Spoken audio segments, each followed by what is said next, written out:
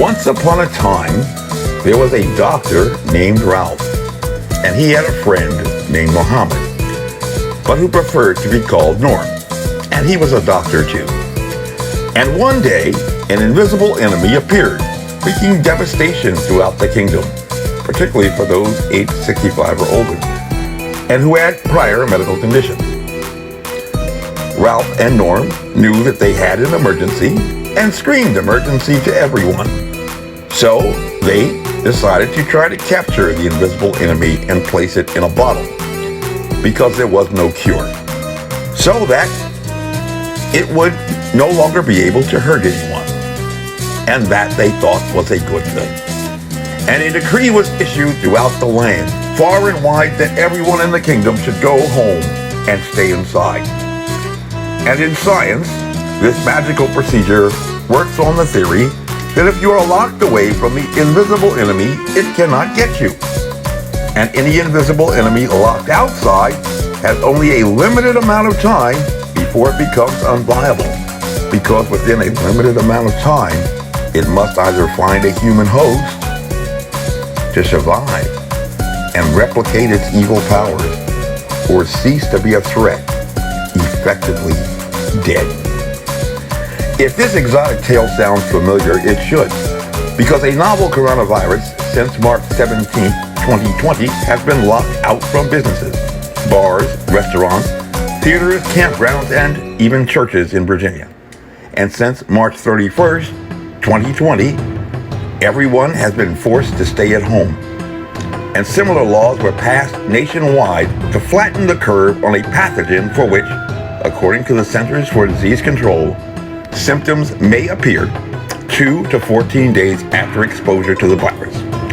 And so, within 2 to 14 days, those non-compliant persons running around outside and doing foolish things, if infected, should have began to develop the identified symptoms of fever or chills, cough, which is medically actually a sign and not a symptom, shortness of breath or difficulty breathing, fatigue, muscle or body aches, headache, new loss of taste or smell, sore throat, congestion or runny nose, which is also a sign and not a symptom medically, nausea or vomiting and or diarrhea.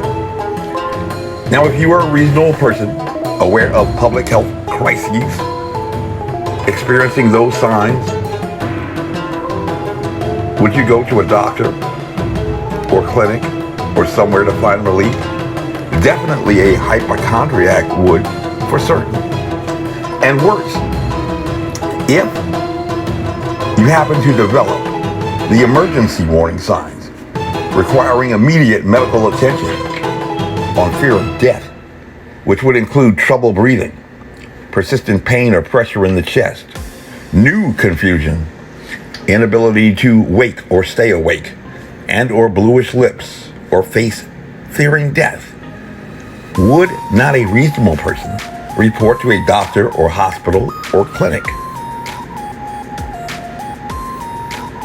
In the issue of emergency infectious diseases, the official medical journal for the CDC, Young-Hoon Lee's research on Daegu, South Korea, the hot spot where the military did not receive its first infection until February 26, will be published in October, where after studying 640 patients that were treated at a community clinic, she reports the clinical spectrum of COVID-19 could range from asymptomatic to severe pneumonia with respiratory failure and even death. And for those not in compliance with the lockdown orders, that was the fate that they should have shared if infected with a novel coronavirus, especially if untreated by a medical professional. According to the abstract to be published in October, we evaluated the clinical course of asymptomatic and mildly symptomatic patients with laboratory-confirmed coronavirus disease, COVID-19, admitted to community treatment centers for isolation in South Korea. Of 632 patients, 75, 11.9% had symptoms at admission. 186, 29.4%, were asymptomatic at admission, but developed symptoms during their stay.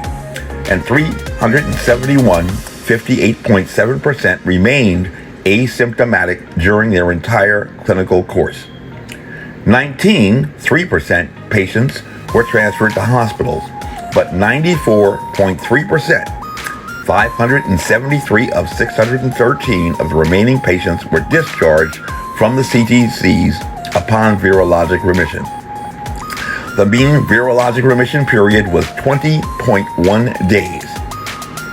Nearly 20% of the patients remained in the CTCs for 4 weeks after diagnosis. The virologic remission period was longer in symptomatic patients than in asymptomatic patients. In the mildly symptomatic patients, the mean duration from symptom onset to virologic remission was 11.7 days. These data could help in planning for isolation centers and formulating self-isolation guidelines, she reports in her abstract. In summary, the time from symptom onset to discharge was 12 days, ironically, which is 10 days shorter than the data from a study of hospitalized patients with COVID-19. A patient in a hospital is detained longer than a person who is trapped inside a clinic.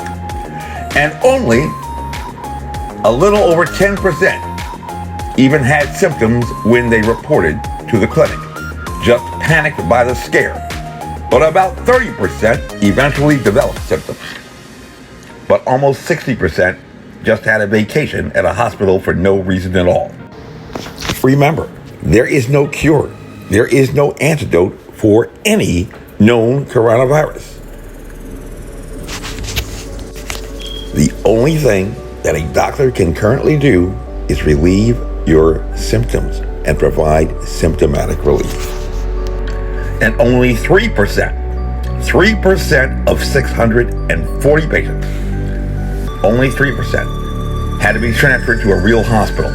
And within just 20 days from beginning to end, the entire nightmare was over, based upon clinical observation of over 600 patients in the hottest hotspot in South Korea.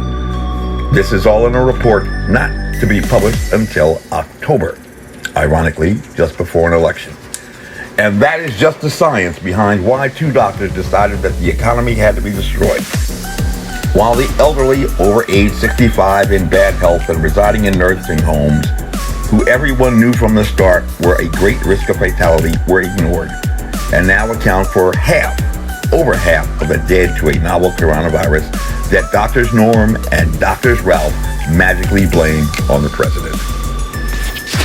And the magical question, hocus pocus, for rising infections that more likely than not will neither kill anyone who is not elderly nor develop into a serious medical condition, is that if the invisible enemy was suffocated and doused out in lockdowns, from where are the new infections arising while avoiding places where mass protests have occurred? My name is Major Mike Webb, and I am running for U.S. Congress. With liberty, honor, and excellence, by God, we shall make America great again. Honest.